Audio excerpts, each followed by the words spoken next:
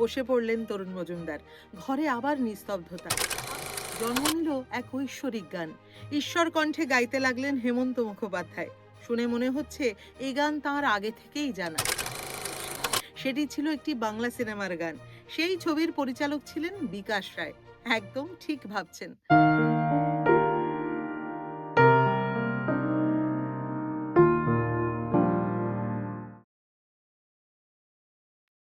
Minute পাঁচেকের মধ্যেই গানটার সুর তিনি করে ফেলেছিলেন। সেই গান তৈরি করেছিল ইতিহাস। আজ ৬৬ বছর পার করেও সেই গান আমাদেরকে একইভাবে মুগ্ধ করে। এবার তাহলে আসল ঘটনাটা আপনাদের একটু খুলে বলি। যে সময়ের কথা বলছি, সেই সময়ে হেমন্ত মুখোপাধ্যায়ের বোম্বের গীতাঞ্জলি নামক বাড়িটিতে তরুণ মজুমদারের ছিল অবাধ যাতায়াত। বিশেষ কাজে তরুণ মজুমদার অর্থাৎ তনুবাবুও তখন বোম্বেতে। একদিন চার্চ গেটের হোটেল থেকে তনুবাবু সোজা চলে গেলেন হেমন্তবাবুর খারের গীতাঞ্জলিতে। তনুবাবু গিয়ে শুনলেন হেমন্ত মুখোপাধ্যায় তখন রয়েছেন ওনার মিউজিক রুমে। হেমন্তবাবুর স্ত্রী বেলা দেবী তরুণবাবুকেও মিউজিক রুমে যেতে বললেন। মিউজিক রুমে গিয়ে তরুণবাবু দেখলেন পুরো কার্পেটের উপর হারমোনিয়াম নিয়ে বসে আছেন স্বয়ং হেমন্ত মুখোপাধ্যায়। দরজার দিকে পিছন ঘুরে ওনার মুখোমুখি বসে আছেন আরেকজন ভদ্রলোক। পিছন থেকে দেখে বোঝা যাচ্ছে সেই ভদ্রলোক কিছু একটা লিখছেন।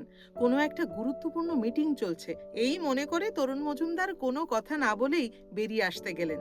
এমন সময় হেমন্ত মুখোপাধ্যায় তাকে দেখতে পেয়ে গেলেন। উনি তনুবাবুকে ডেকে বসতে বললেন। এবার সামনে এগিয়ে গিয়ে তনুবাবু দেখলেন ওই দ্বিতীয় ভদ্রলোক হলেন গৌরী প্রসন্ন মজুমদার। তিনি ফুলস্কেপ সাদা কাগজে বিরাট বড় বড় অক্ষরে কিছু একটা লিখে চলেছেন।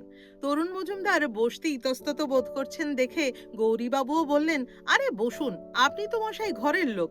বসে পড়লেন তরুণ মজুমদার। ঘরে আবার নিস্তব্ধতা। আবার এক মনে লিখতে লাগলেন গৌরীবাবু। হেমন্তবাবু একদম চুপ করে বসে রইলেন, কোনো কথা বলছেন না। এইভাবেই কেটে গেল বেশ কিছুক্ষণ। হেমন্ত মুখোপাধ্যায় এবং তরুণ মজুমদার দুজনেই চুপ করে বসে আছেন। মাথা নিচু করে ভাবছেন এবং লিখছেন গৌরীপ্রসন্ন মজুমদার।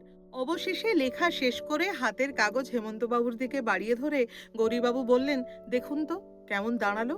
কাগজটা হাতে নিয়ে চোখ বোলাতে লাগলেন হেমন্ত মুখোপাধ্যায়। তারপর হারমোনিয়ামের ওপর কাগজটা রেখে ঝুঁকে আবার দেখতে লাগলেন। চোখ বুজলেন, আবার চোখ খুললেন। হারমোনিয়াম বেলো করে দু একটা রিড বাজাতে শুরু করলেন। আবার চোখ বুজলেন। তারপরেই গাইতে শুরু করলেন। জন্ম নিল এক ঐশ্বরিক গান। ঈশ্বর কণ্ঠে গাইতে লাগলেন হেমন্ত মুখোপাধ্যায়। শুনে মনে হচ্ছে এই গান তাঁর আগে থেকেই জানা। তরুণ মজুমদার বসে আছেন চুপ করে।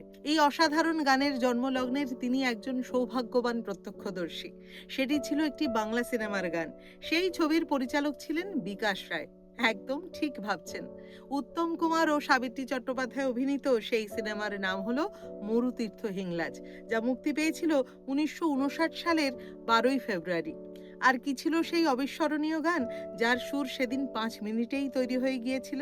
সেই বিখ্যাত গানটি হলো, তোমার ভুবনে মাগো এত পাপ, এ কি অভিশাপ, নাই প্রতিকার, মিথ্যারে জয় আজ, সত্যের নাই তাই অধিকার, তোমার ভুবনে মাগো এত পাপ। আজ তাহলে এখানেই শেষ করছি। দেখা হচ্ছে নতুন কাহিনী নিয়ে পরের পর্বে। খুব ভালো থাকবেন, সুস্থ থাকবেন আর এভাবেই জিডি স্টুডিওর সঙ্গে থাকবেন।